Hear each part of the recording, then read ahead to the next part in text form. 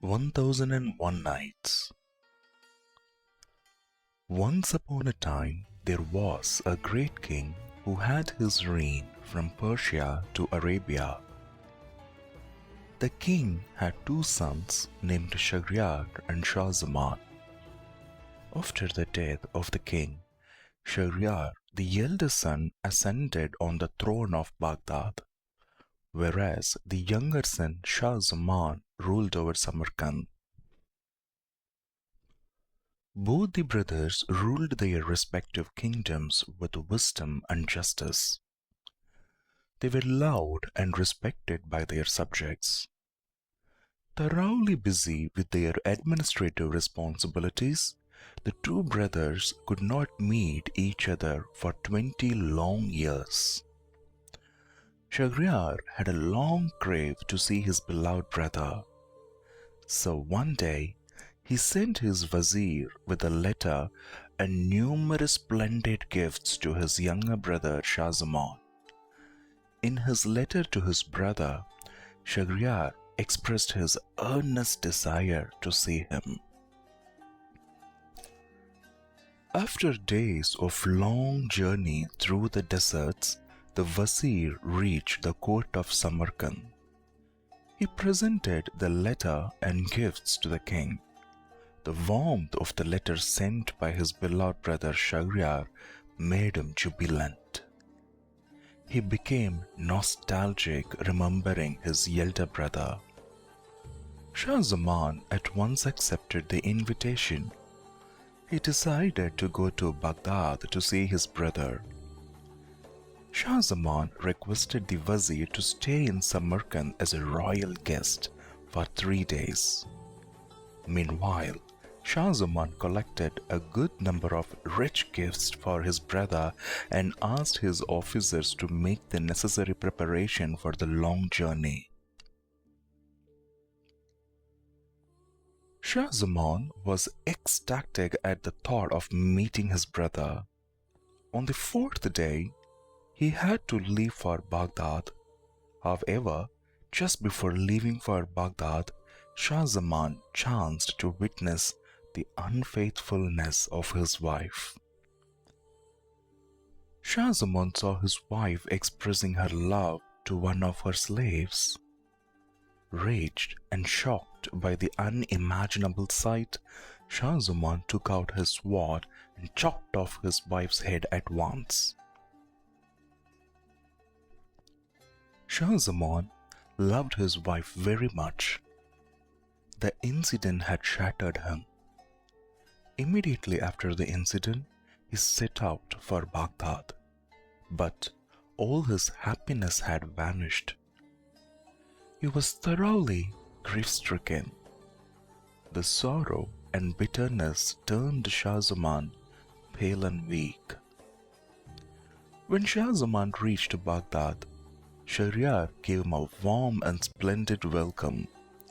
The brothers hugged each other passionately.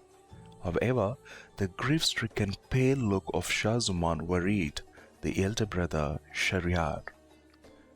When the two brothers sat all alone, Shahryar asked, "Dear brother, your pale and grieved look is worrying me. What's ailing you?" Shah Zaman hid his distress and made an excuse. He said, "Dear brother, I'm not at all worried. The long and tiring journey is the culprit. I'm quite hale and hearty." However, Shahryar was not convinced with the reply, so he called the royal physician and asked him to treat his brother. The physician tried various medicines one after the another. However, all the medicines and other treatments went in vain. Shah Zaman's condition did not improve. Most of the time, he would live quietly in the palace and refuse to enjoy different flavors of the life.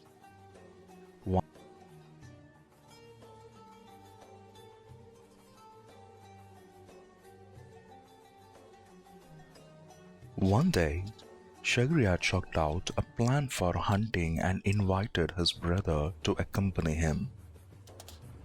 But Shah Zaman showed his unwillingness and chose to stay home. In the absence of his brother, Shah Zaman witnessed the similar sight, which had shattered him. His wife's brother was also unfaithful and wicked. She too was involved with one of her slaves and desired to marry him. This shocking incident provoked wonder remedy for Shah Zaman. He overcame from his sorrow. He thought, I am not the only one who has unfaithful wife. There are many others like me. The incident strengthened his belief that women are evil, wicked, and unfaithful. The fact that he was not the only unlucky man who was cheated by his brother, but was one among many unfortunates, helped him in recovering fast. When Shahryar returned from hunting trip, he found his brother hale and hearty. Shahryar was very happy to see his brother cheerful. Later on, Shah Zaman disclosed to Shahryar what he had witnessed in his absence. Shah Zaman also unearthed the ugly secret behind his pale and shattered condition. Mad out of anger, Shahryar at once rushed to his wife and chopped off her head. The angry Shahryar then took a wild oath. Every day I will marry a maiden for a night. Next day, early in the morning, she will be killed. This way, I will never provide any opportunity to my wife to betray me. After few days, Shah Zaman returned to his kingdom. Shahryar remained adamant on his insane oath. He called his vizier and appraised him about his oath. Shahryar said, You have to bring one young maiden every day and make her my bride for the evening. Make sure that she will be killed in the morning. The king's cruel and crazy oath astonished everyone. People were frightened, but what they could do. The cruel practice started. Each morning, a young beautiful maiden was hacked to death. It went like this for years. Parents of the young girls started fleeing from the kingdom.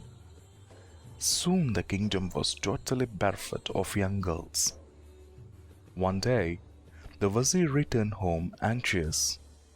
The vizier had two beautiful daughters named Shahrazad and Dinarazad. Shahrazad, the elder daughter, was exceptionally wise, humble, and soft-spoken. Besides this, she was a voracious reader and a learned person. When Shahrazad noticed her father's tensed and perturbed face, she asked, Father, you are looking unusually disturbed. What's the reason for your worry? The vizier said, Dear daughter, the king had ordered me to bring a bride for tonight. However, not a single young girl is left there in our kingdom now. Shaken by the possible death, all the parents of the young girls had left the kingdom with their daughters. Now, if I go to the king without any bride, he will chop off my head for not obeying his order. Shahrazad said, Father, please don't worry. Take me to the king as his bride. Astonished to hear this, the vizier exclaimed, How can I do this? Don't you know what end do the king's brides meet? Shahrazad said calmly, I am fully aware of what fate the brides meet. My dear father, even then I emphasize you to produce me as the king's bride. I am confident that my wisdom will force the king to change his thought regarding women. In case I fail to do so, I will have a satisfaction of dying for a good cause. However, the argument laid by Shahrazad was not at all accepted by the vizier. He was not ready to send his daughter to meet such a cruel fate. He said angrily, "If you will not obey me, you will have to face the same misfortune which was faced by the farm owner, the master of the bull and the donkey." Shahrazad asked, "O father, what's the tale of the farm owner?" The Wazir began the tale. It continues.